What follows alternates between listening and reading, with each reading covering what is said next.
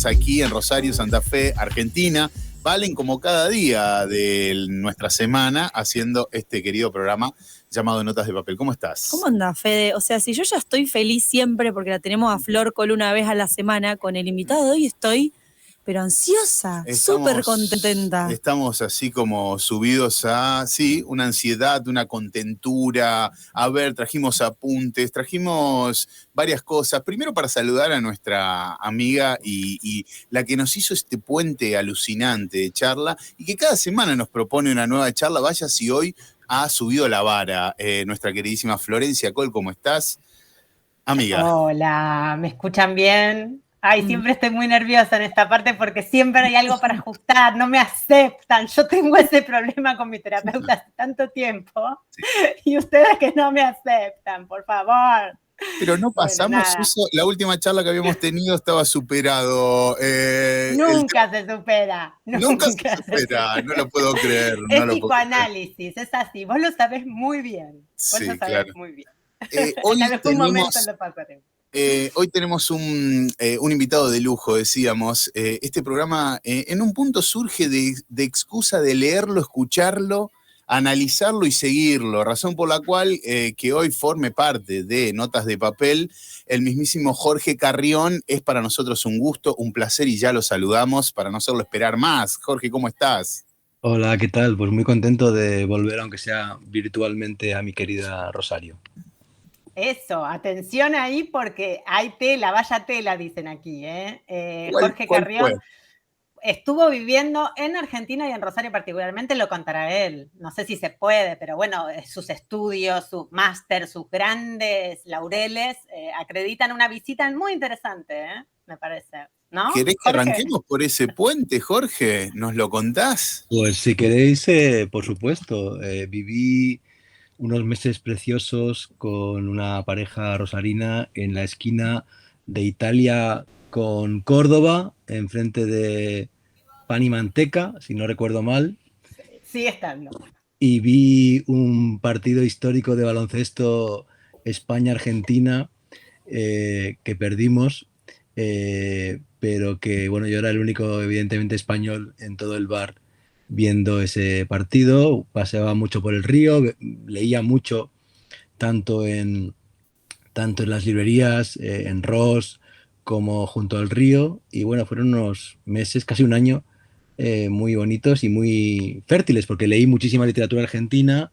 De hecho, escribí bastante en Señales, el suplemento cultural, cuando lo dirigía Osvaldo Aguirre, y tengo un vínculo fuerte con esa ciudad, sin duda.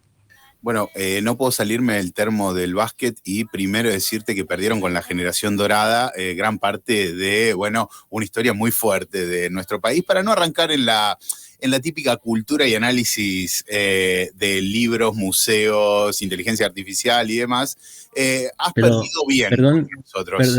Perdona que te interrumpa, pero era la generación plateada, porque la dorada era la nuestra, que al final ganó más títulos, aunque las dos eran extraordinarias. Estoy bromeando. Las dos fueron realmente extraordinarias. Ginóbili, Pau Gasol, bueno, un grupo increíble de jugadores históricos. Bueno, qué hermoso puente este que estamos tendiendo. Flor, sé que además por Feminietas y además por consumos culturales varios, también sos como una persona que está como muy atenta a a las críticas culturales, a las datas que nos va tirando semana tras semana Jorge por distintas vías, ¿no? Nos interesa mucho, sobre todo, la mirada que posa Jorge en todos los consumos que habitualmente hacemos, no solamente por las producciones, además, que escuchamos de él. Recién estoy atrasada, debo decirlo, con Ecos, que es el último podcast que produjo Jorge, con las 3 temporadas maravillosas que las damos en clase con compañeras, con compañeros de Solaris, ensayos sonoros.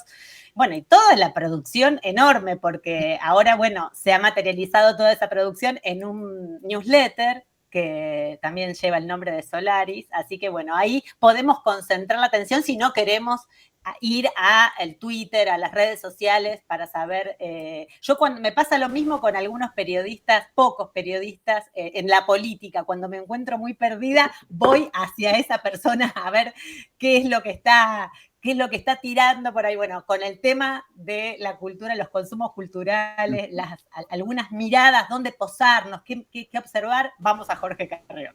Me pasa lo mismo, y Jorge, para ir al final, digamos, y para ir a este podcast, que en realidad me parece que en este concepto de ensayo sonoro que propones, resume gran parte de esto que es difícil hacer, que es, nombrarte, ¿no? Decir qué haces. ¿Crees que conseguiste con Ecos justamente aunar todos estos universos de tu interés en el formato de ensayo sonoro? Sí, quizás sí, o al menos muchos de ellos. La verdad es que hace un año o dos encontré una frase que creo que me resume y la puse como descripción en Instagram, y ahí digo ensayo narrativas en diferentes lenguajes, ¿no? Y aunque para mí el centro siguen siendo mis libros, porque me siento escritor, vengo de la literatura y mi mirada es literaria, sí que es verdad que en el cómic, en las exposiciones y últimamente en el podcast he encontrado unos lenguajes que me representan muy bien. Además, resulta que tengo voz radiofónica. Yo odio mi voz, me parece feísima, horrible, pero resulta que grabada y con una buena edición sonora de Andreu Quesada suena bien. Así que sí, Ecos, que es mi nuevo proyecto de podcast, para mí es la evolución natural de Solaris. Solaris, la verdad es que tuvo mucha repercusión, tiene muchos oyentes todavía hoy en día.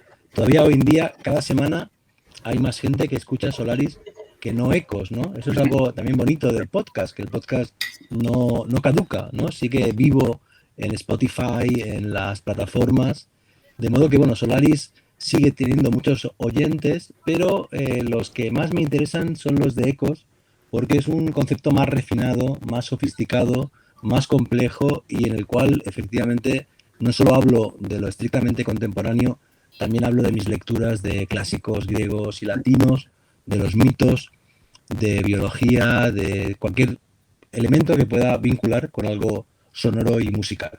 Tenemos algún problemita de audio que vamos a subsanar ahí, no sabemos de quién de los participantes es, vamos a chequear todo, así seguimos charlando con Jorge Carrión y Flor Coll, aquí en esta conexión que estamos teniendo de notas de papel. Flor, ¿para dónde han estado hablando mucho últimamente?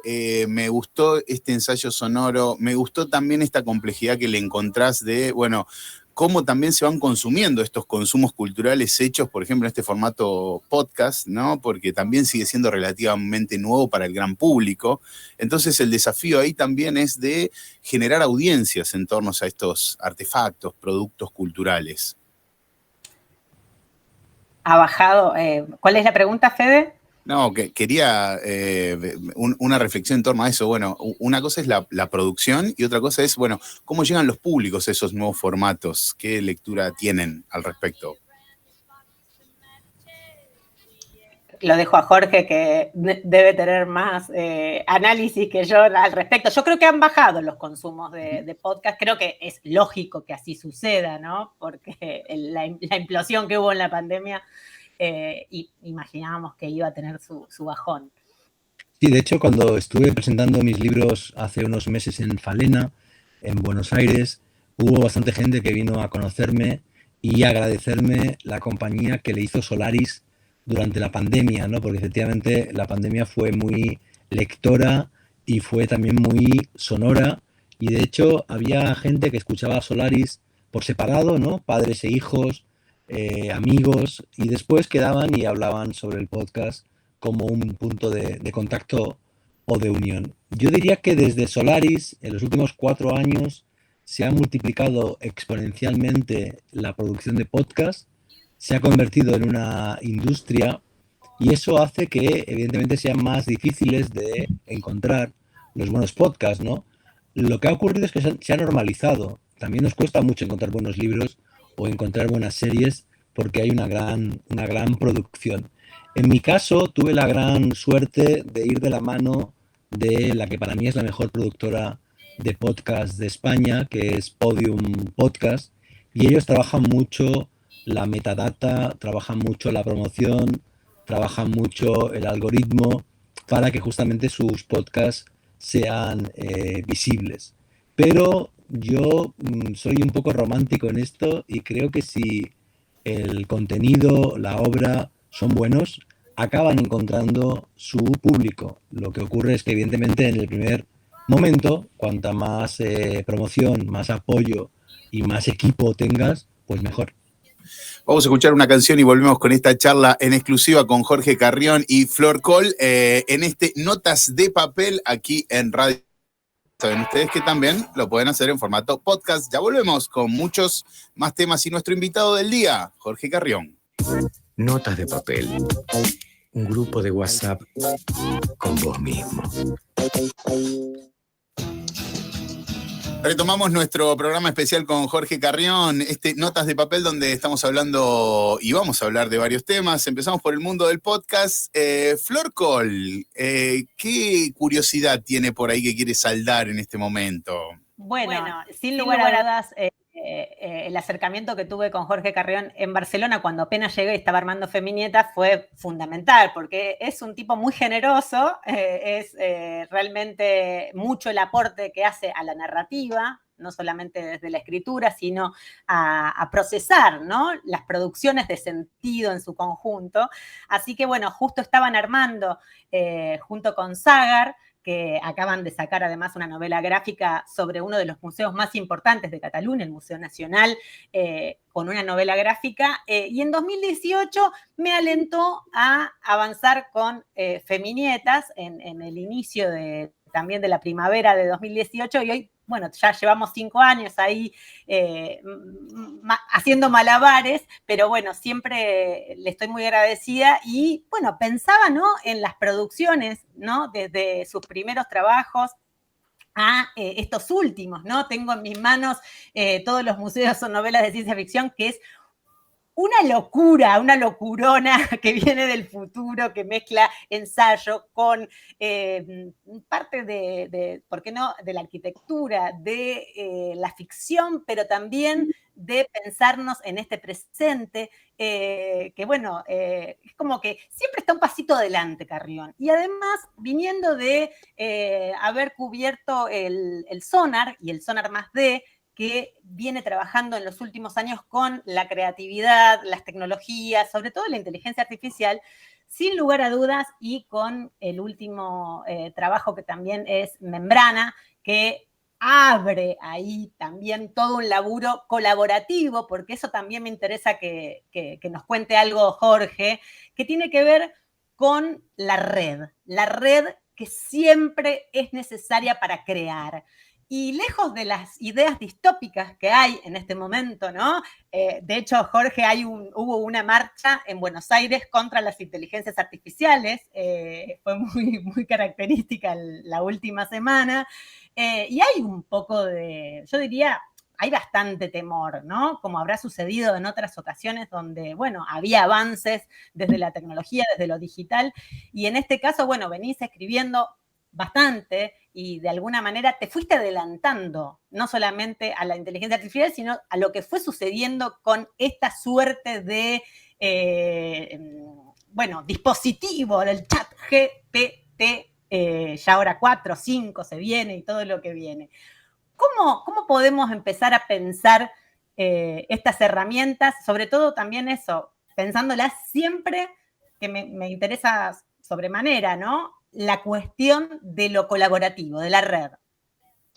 Bueno, la verdad es que sois un ejemplo vosotros, vosotres en Feminietas, de colaboración y de red. Creo que es un tipo de estructura cultural muy propia de nuestra época. En Argentina nació la revista Late, que finalmente también es una red de colaboración, de aprendizaje, de conversación en varios lenguajes, y no paran de multiplicarse ese tipo de proyectos. Mi podcast Solaris también tenía esa forma de red con los colaboradores en varios temas, ¿no?, expertos en temas contemporáneos, Y ahí, creo, fue cuando empecé a pensar en el diálogo hombre-máquina, y lo hice de una forma muy clásica, muy como en Her, ¿no? Tanto en Solaris, aunque en Solaris muta la voz de la inteligencia artificial y deja de ser ella y se convierte en vosotros y habla el lenguaje inclusivo. No sé si ha habido algún otro proyecto cultural narrativo en español que haya usado el lenguaje inclusivo en un espacio mainstream, como lo hizo Solaris. Y en esa época yo estaba como pensando mucho en la inteligencia artificial. Había escrito Membrana, que es el libro que más me importa. Es un libro en el cual me imagino el museo del siglo XXI y cuento cómo es ese museo que narra la historia de este siglo a través de una lengua plural, de un algoritmo que habla en plural, en femenino plural, desde el futuro. Y como estaba pensando en eso, imagino que llegué a este museo real, que es el Museo Nacional de Arte de Cataluña, que trabajaba en formato cómic, y ese otro museo imaginario, que es todas las novelas son novelas de, perdón, todos los museos son novelas de ciencia ficción, que es como la contracara de Membrana. Membrana es una distopía, es muy oscura, las máquinas nos van a exterminar, y todos los museos son novelas de ciencia ficción, es una utopía, podemos colaborar, podemos dialogar, podemos construir futuro juntos. Y no solo es una utopía de mi relación con este personaje de ficción del futuro con el que colaboro o dialogo, también es una pequeña utopía porque es un proyecto de una exposición y de hacer un libro juntos con artistas, con científicos, con diseñadores gráficos. De hecho, el diseñador gráfico de todos los museos es argentino, es Rapa Carballo, el gran diseñador que trabaja en la revista Mongolia en España, y por tanto tiene esa idea de diálogo en red, ¿no? Bueno, pues de algún modo yo siempre he intentado hacer libros con forma de red. Creo que desde mi novela Los Muertos o mi libro Tele Shakespeare, todos mis libros tienen forma de red, pero últimamente estoy realmente haciéndolo con mucha gente, ¿no? Estoy trabajando colectivamente. Por eso quizá la portada de Membrana es una obra de otro artista argentino, se ve claramente mi inclinación por la cultura argentina, Tomás Saraceno, que colabora con arañas o con científicos expertos en arañas. Sus proyectos siempre son también en red, y eso es lo que quizá me interesa más ahora, trabajar, ¿no? La inteligencia colectiva y los proyectos colaborativos. Interesante lo que decís. Estaba pensando algunas cosas en relación a, por ejemplo, tus columnas en Infobae, donde en una de las últimas vas a inteligencia artificial y cine, por ejemplo. Cuando hablamos de trabajar en red, creo que estamos como humanizando los trabajos, ¿no? Está muy en discusión en este tiempo, bueno, cómo acortar la jornada laboral, de qué manera nos involucramos con los proyectos en los que hacemos, cómo también le ponemos un poco de alma y corazón a esas cosas que terminamos haciendo para que brillen, para que tengan lo suyo. Entonces, mientras discutimos estas cuestiones ligadas a la inteligencia artificial y sus usos, también vemos de qué manera podemos dar con equipos de trabajo que nos generen un plus en una hechura final, digamos. Creo que en esta búsqueda de trabajar en red uno está buscando una complementariedad, ¿no? Te leía en ese artículo sobre inteligencia artificial y cine y pensaba que justamente hoy por hoy hay como una... es como notorio ver esto como una amenaza a nuestro trabajo, si se quiere. No una amenaza en términos reales, sino, bueno, estar atentos a qué pasa con la inteligencia artificial y cómo se produce, ¿no? En cuanto al cine, en ese artículo hablabas de las búsquedas de locación, un tiempo en el que, bueno, se crean personas y narraciones ficticias o no reales y eso se pone en discusión. Pero detrás de eso también hay una gran red de trabajo. ¿Cómo también sumar a la inteligencia artificial a esa red de contenidos para la elaboración, ¿no? de productos culturales? No sé, estamos un toque perdidos en esa maraña. Siempre necesitamos de tu mirada en relación a eso, ¿no? ¿Cuál es el rol de nosotros como trabajadores o hacedores en un mundo tan dominado a priori y en el futuro cercano por una inteligencia artificial? Bueno, la verdad es que no tengo respuestas, ¿eh? A mí lo que me interesa son las preguntas y me he especializado en plantearme preguntas y, bueno, proponer hipótesis, ¿no? Posibles respuestas, nunca definitivas, siempre abiertas.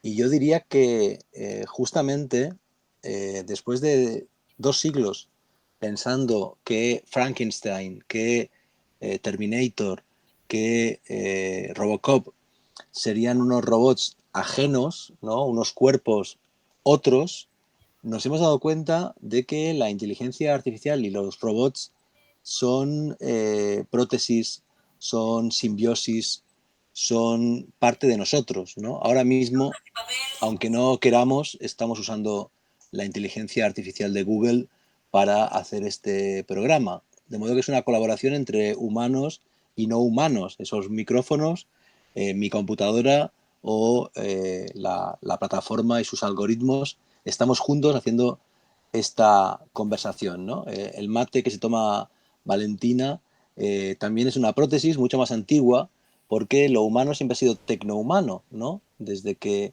comemos con tenedor o desde que hacemos fuego, desde que cosemos o pintamos, hemos desarrollado colaboraciones con instrumentos, con herramientas que ahora se han vuelto muy complejas y que reclaman pues otro tipo de relación, ¿no? Pero yo diría que tienes toda la razón, Federico. Tenemos que buscar esos afectos también en nuestra relación con las máquinas y no verlas como algo frío, sino como algo completamente humano, superhumano, de lo cual ya no podemos desprendernos, ¿no? Por ejemplo, la memoria. La memoria ya es muy externa. Todos buscamos en Google o en nuestro email o en nuestras fotos para recordar, ¿no?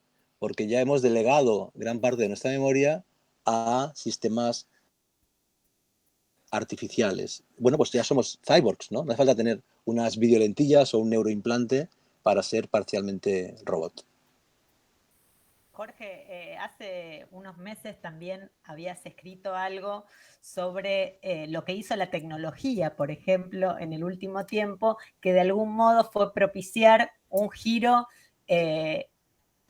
más que emocional, poner sobre todo en valor una cantidad de relaciones emocionales en esta vuelta de lo digital con un giro, bueno, que se venía, pero que quizás no se imaginaba cuál iba a ser el grado de recepción y de aceptación que iba a tener, más allá de la cuestión de, no sé, lo veo sobre todo con colegas ilustradoras o fotógrafas, con mucho recelo mirando este panorama, más allá de que lo que es el chat GPT viene con bastantes fallas, viene con lo monstruoso, yo les decía el otro día, que es, bueno, parte de lo que se va viendo. Imaginamos que eso se va a ir ajustando también con el paso del tiempo y habrá que ver qué narrativas vamos encontrando o qué emocionalidad que el chat no tiene le vamos a incorporar en esas búsquedas, porque es una herramienta que está, sin lugar a dudas, ¿no? Sí, claro. Por un lado está el tema del giro emocional y de la ciencia ficción emocional, ¿no? La mayor parte de las series que se están haciendo en los últimos años de ciencia ficción, aunque sean distópicas, hacen mucho énfasis en las relaciones sentimentales, en la colaboración con otras especies, con otros seres, etcétera.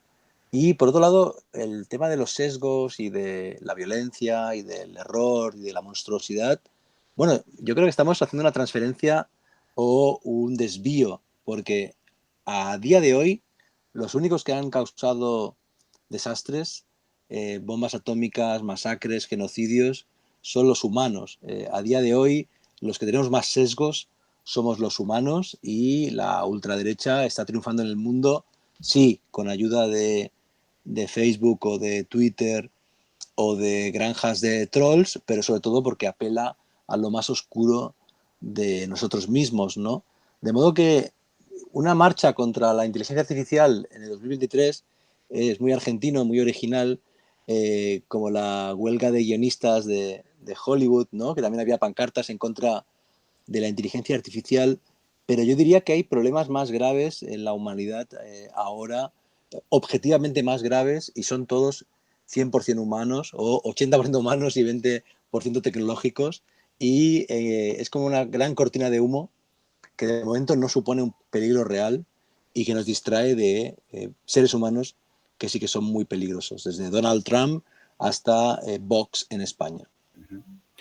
Jorge, para llevarte al consumo de medio tradicional ya, porque en definitiva a veces nos planteamos este tipo de discusiones y creemos que, bueno, también nos interesaría saber por dónde van los consumos y, bueno, ¿qué está pasando con los medios tradicionales hoy en torno a estas discusiones que van apareciendo, ¿no? Hablamos de podcast, hablamos de inteligencia artificial en relación al cine, series, las ilustraciones, la fotografía. Ok, ¿qué está pasando con el rol o qué rol tienen hoy los medios tradicionales de comunicación, según tu mirada? Yo creo que vivimos en una época de convivencia, de coexistencia, y que hay espacio para todo, casi todo. El problema es de escala y no de realidad, ¿no? O sea, yo creo que hay mucha gente, la mayoría de lectores que queremos leer libros en papel. El problema es que se publican demasiados libros, pero el papel tiene todo el sentido y toda la vigencia, pero su escala quizá está sobredimensionada, ¿no? Lo que está ocurriendo, al menos en España, con la prensa en papel es muy complejo, porque yo diría que en las ciudades, en ciertos barrios, hay un gran número de lectores de prensa en papel, pero en zonas rurales o ciertos barrios periféricos no hay apenas. Hay quien lee en digital, hay quien se informa por WhatsApp o por Twitter, y eso hace que estén desapareciendo los puntos de venta. De modo que los diarios están planteando dejar de publicarse de lunes a jueves por una cuestión de kioscos, ¿no? Y de red, y de industria, y de implantación, y no porque no haya una masa de lectores que seguiría leyendo en papel. Para mí los medios tradicionales son una reserva, son un lugar al cual se puede volver cuando fallan los medios emergentes que han abusado, por ejemplo, de los algoritmos, ¿no? Han cerrado muchos medios que se basaban en Facebook, que se basaban en, bueno, la viralidad, que no eran sostenibles, y cuando esto falla se vuelve a los medios tradicionales, ¿no? El ejemplo del New York Times en inglés, en español fue un desastre y cerraron, lamentablemente, pero en inglés sigue creciendo porque durante la época de Trump ganó muchos suscriptores porque, bueno, defendió lo tradicional, ¿no? La verificación, la honestidad, las fuentes, el contraste de los datos, etcétera, ¿no? Y eso, bueno, ahora nos damos cuenta de que era valioso y que merece la pena ser apoyado. El gran problema es que la economía familiar es limitada y la nueva economía de la suscripción pues es incompatible con la economía familiar, ¿no? Tú no puedes suscribirte a más de, digamos, 10 medios, plataformas. Entonces, claro, tienes que elegir, y por eso hay medios que evidentemente ya no son viables. Estamos hablando con Jorge Carrión en esta nota de papel. Es escritor, es director del Máster de Creación Literaria de la Universidad de Barcelona. Colabora en varios medios como La Vanguardia, The Washington Post, hablábamos de Infobae, ha trabajado en muchísimos medios y pueden seguirlo a través de Carrión 21. En el mundo literario y periodístico realmente es un nombre que nosotros, como decía Flor, siempre lo tomamos como referencia, nos gusta leerlo, y hoy preguntarle desde aquí algunas dudas o preguntarle sobre algunas de sus creaciones. Estamos disfrutando esta charla con Jorge Carrión. Esperemos ustedes también. 341-388-6677 para los mensajes. Estamos aquí hasta las 3 de la tarde. Hola, buenas tardes, nos saluda Raúl. Tiene razón el entrevistado Jorge, porque fueron muy pocas veces las que vencimos a España en el básquetbol. Debe haber sido en el 2010 en Turquía, mundial de ese año al que se refiere él. Saludos desde Cañada de Gómez. Cañada de Gómez, cuna de buen básquet.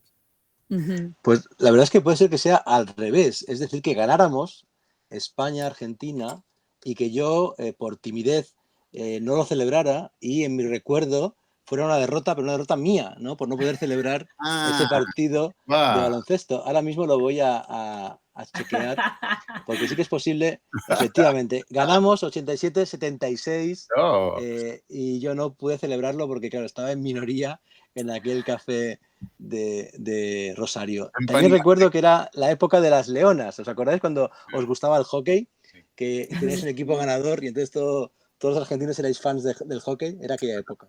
Claro. Era momentos donde el fútbol andaba muy mal también. Claro, Entonces efectivamente. surgen las Leonas, que fue furor los principios de 2000, ¿no?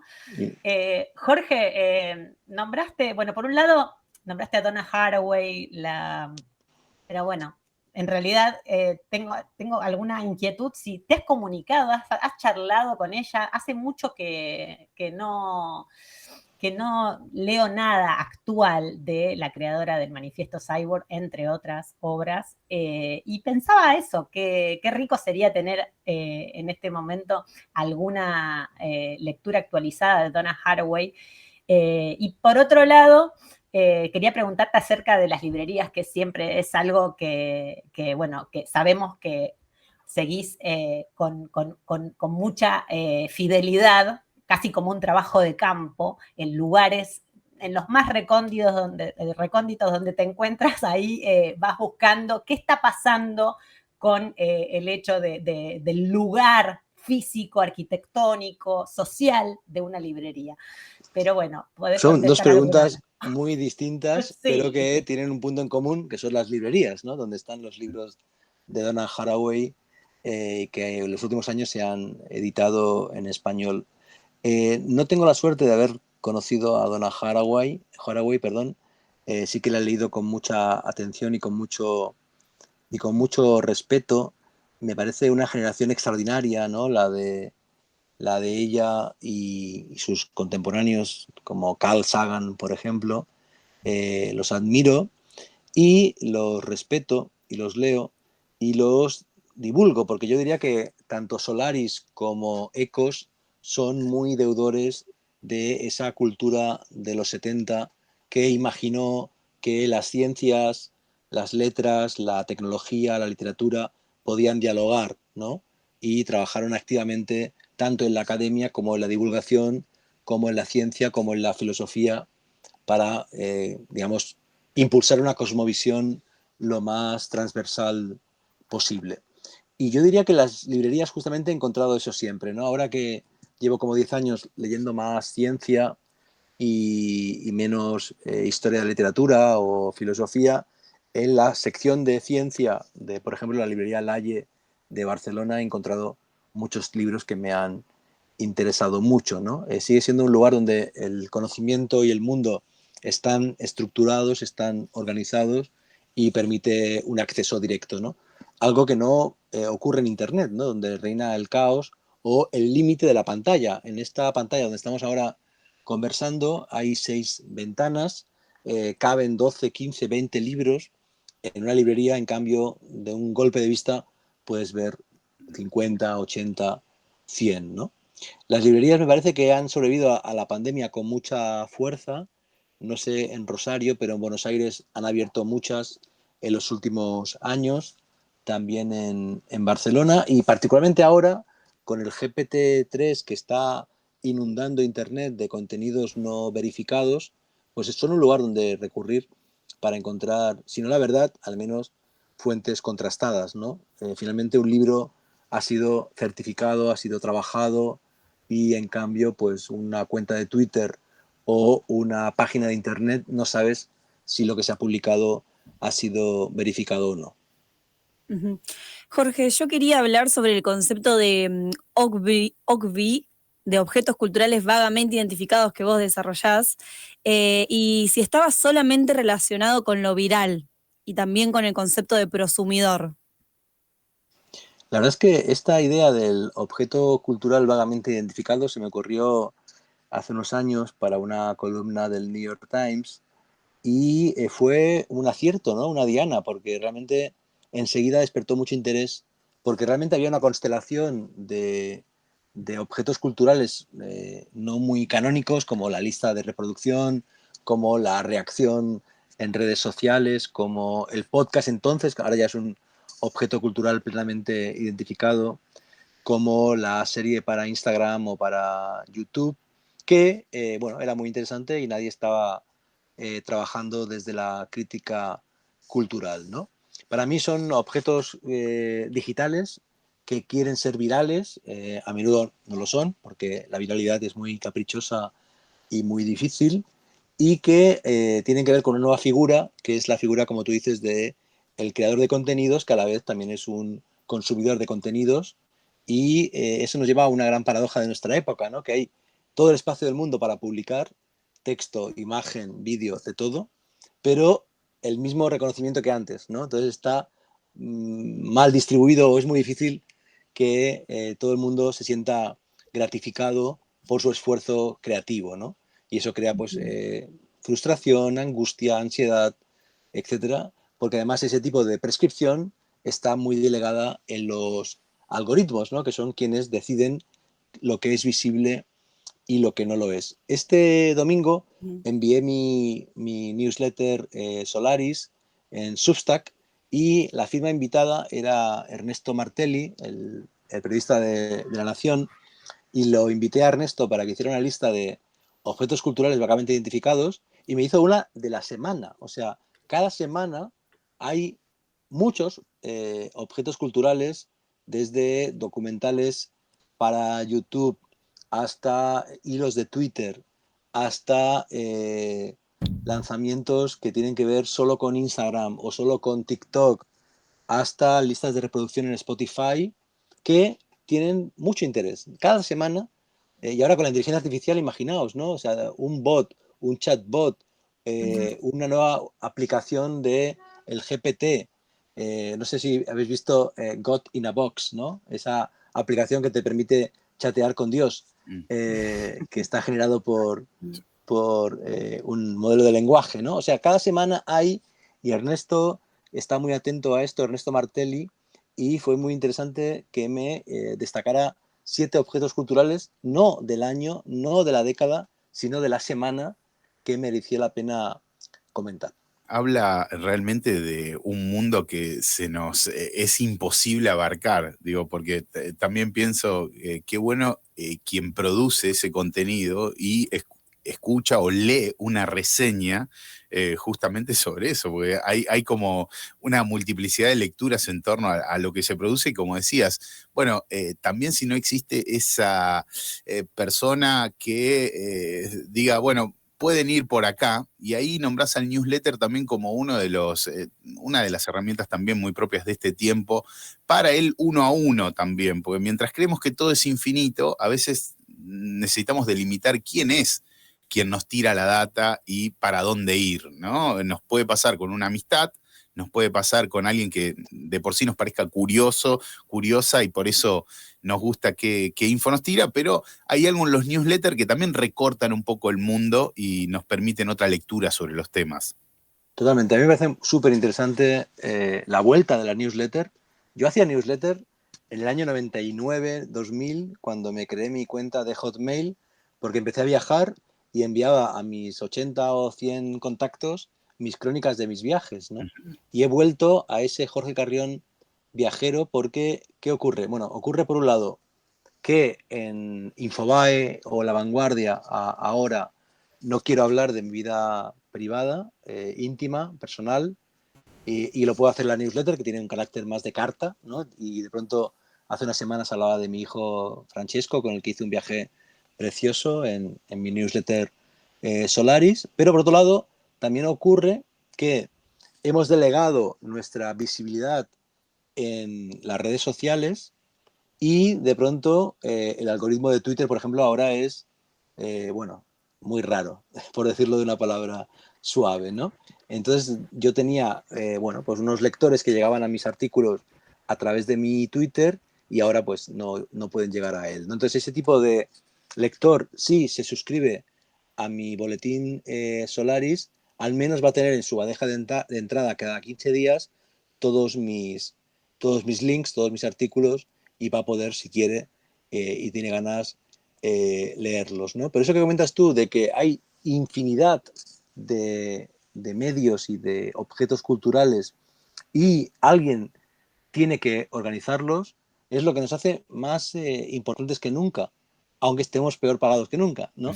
Y es que la figura del prescriptor, del crítico cultural, sea el librero, sea el maestro, la maestra, la bibliotecaria, sea el periodista, sea el curador, es muy importante. Y en 25 años de vida de los algoritmos, desde que nació Google, hemos visto que eso no lo puede hacer bien un algoritmo. Eso tiene que ser humano y tenemos que inventar formas, ya sea la newsletter, ya sea Goodreads, ya sea la radio, ya sea un evento cultural, ya sea un podcast, de prescribir. Yo creo que Solaris fue muy valorado porque, en parte, recomendé libros y series y películas, ¿no? Y de pronto un oyente, perdón, me hizo una lista de todas las recomendaciones de Solaris, escuchó el podcast 5 veces y eso fue un regalo maravilloso, pero yo sé que mucha gente ha leído decenas de libros de Solaris. Incluso ha habido librerías que han hecho secciones de libros recomendados en Solaris, ¿no? Porque necesitamos alguien que nos diga qué leer. Nosotros queremos ir un poquito más allá y meternos absolutamente en tu intimidad, y como estamos viendo que estás en tu propia biblioteca, te queremos pedir un recomendado, que lo agarres de ahí, seguramente es de lo más cercano que tengas, y nos lo muestres así como para que vayamos a esa lectura. Es un recomendado de Jorge Carrión, que en este momento en su propia librería. Nosotros tenemos la posibilidad de verla, después les vamos a compartir varios videos, pero ¿saben lo que es? Es como una librería curada día tras día, yendo a librerías del mundo para quedarse con ejemplares. ¿Qué nos recomienda de su propia librería Jorge Carrión? La verdad es que estoy en el estudio porque mis hijos están viendo Pokémon en el salón. El estudio es más de mi esposa que mío. Yo trabajo en la mesa del comedor y allí es donde tengo los libros de ensayo y estoy rodeado de los libros, de los temas en los que trabajo, ¿no? Ahora justo detrás mío, allí están pues, los libros de inteligencia artificial, de inteligencias no humanas, de historia de la música y del sonido, etcétera. Aquí en el estudio tenemos la ficción, la literatura, la poesía, y el libro que tengo más a mano es Historia de tu vida, de Tek Chang, uno de sus 2 libros de cuentos. El título de la película La llegada viene de este cuento largo, precioso, sobre la comunicación con lo no humano, en este caso con alienígenas. Recomiendo mucho los 2 libros de Tek Chang, uno de los grandes escritores contemporáneos que se expresa en el lenguaje de Borges, ¿no? El cuento, el relato breve de fantasía y ciencia ficción. Flor, te vi anotando como, bueno, salgo corriendo a buscarlo. Tengo mis notas de papel. Wow. Tengo mis notas de papel acá. Y además, bueno, hace poco también estuvo reunido en una hermosísima librería de Barcelona con otra que queremos mucho en notas de papel, que es Leila Guerriero. Y estuvieron compartiendo una charla sobre el quehacer de la escritura narrativa, el periodismo narrativo, y también se detuvieron en la poesía, que es parte del último newsletter de Jorge, y nosotros le hemos ocupado algunos minutos, algunos instantes, así que también quería pedirle alguna reflexión acerca de este género literario que, bueno, nunca nos deja, por lo menos, de algún modo inmóviles, siempre nos moviliza y no sé, nos interesa por ahí también. Lees contemporáneos, lees autores, bueno, vemos acá en algunos de los nombres que dabas, Emily Dickinson, desde Emily Dickinson hasta Fabián Casas, que lo traemos bastante. Así Sí. que, bueno, alguna reflexión sobre la poesía, que es bueno, parte del artefacto literario que que también es bastante analógico y que tiene, bueno, aunque no sé si tan analógico, porque el otro día me metieron unos cables, unos cascos con unos cables en la cabeza, y a raíz de mis de detecciones nerviosas, trabajé un poema que vino colado con una inteligencia artificial. Algo así en breve resumen, porque ya quedan pocos minutos, pero bueno, también preguntarte por la poesía como modo de expresión.